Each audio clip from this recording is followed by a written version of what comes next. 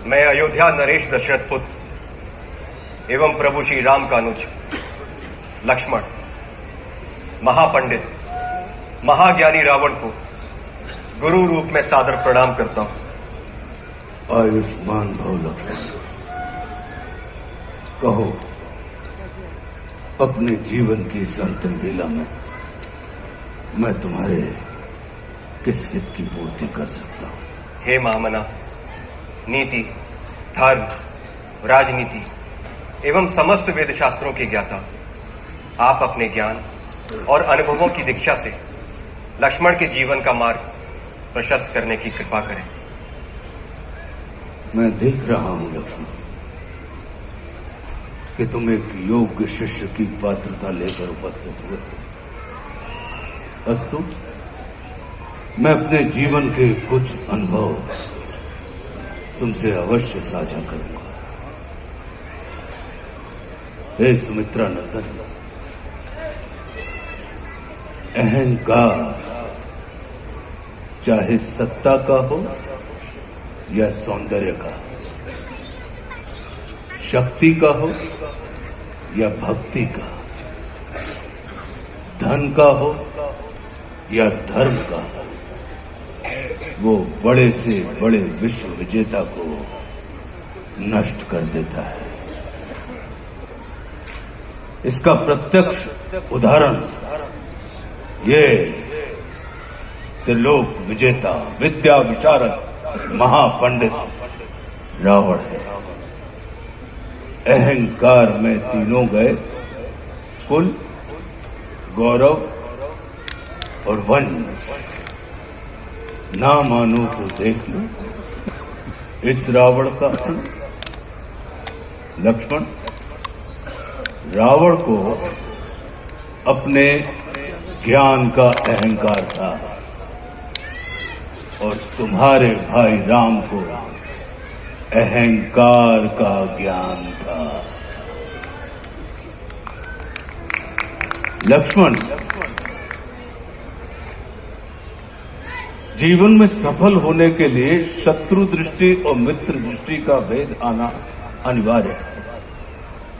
मित्रता भले ही अपने समतुल्य या अपने से निम्न स्तर के व्यक्ति के साथ कर लेना, किंतु शत्रुता सदैव अपने से योग्य व्यक्ति के साथ ही ठानना, क्योंकि ये जगत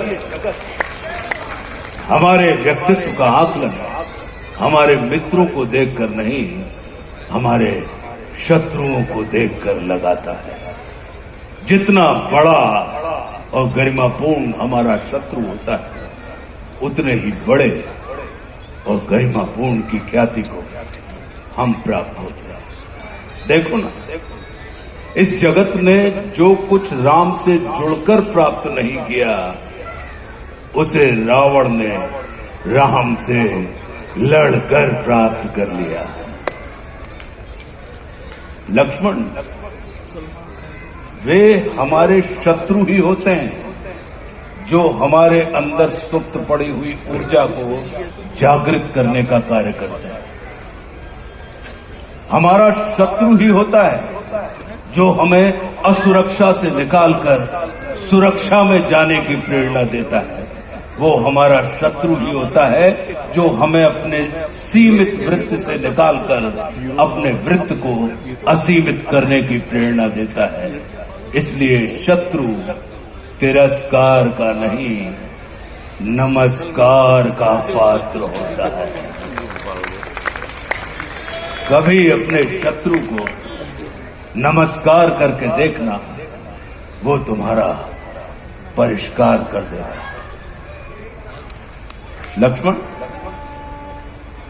जैसे शरीर को संचालित करने वाला मस्तिष्क आकार में शरीर से बड़ा नहीं होता, गज को संचालित करने वाला अंकुश आकार में गज से बड़ा नहीं होता, वैसे ही व्यवस्था को संचालित करने वाले व्यवस्थापक को कभी भी व्यवस्था से बड़ा नहीं होना चाहिए।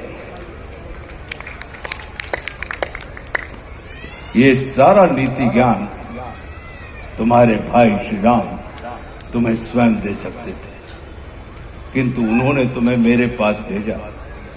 जानते हो क्यों? लक्ष्मण, मेरी संस्कृति असुर की है, लेकिन मैं प्रकृति से एक तपस्वी हूं, साधक। और किसी भी व्यक्ति को अपने अंतिम समय में अपनी संस्कृति के अनुसार नहीं, अपनी प्रकृति के अनुकूल कर्म करने चाहिए, तब उसे मृत्यु नहीं, मुक्ति प्राप्त होती है। और राम रावण को मारना नहीं, तारना चाहते हैं। तभी तो उन्होंने मेरे अंतिम समय में मेरी प्रकृति के अनुकूल उपदेशात्मक कर्म करवाकर मेरी मुक्ति के मार्ग को प्रशस्त कर दिया।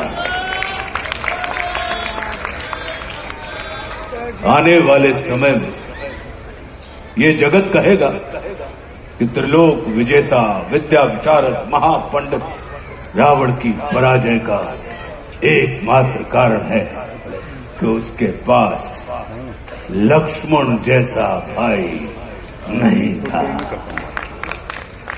लेकिन इस जगत को ये स्मरण रखना चाहिए कि लक्ष्मण जैसा भाई प्राप्त करने के लिए व्यक्ति को रावण नहीं, स्वयं राम बनना पड़ता है। सदैव अपने भाई राम के अनुगामी रहना।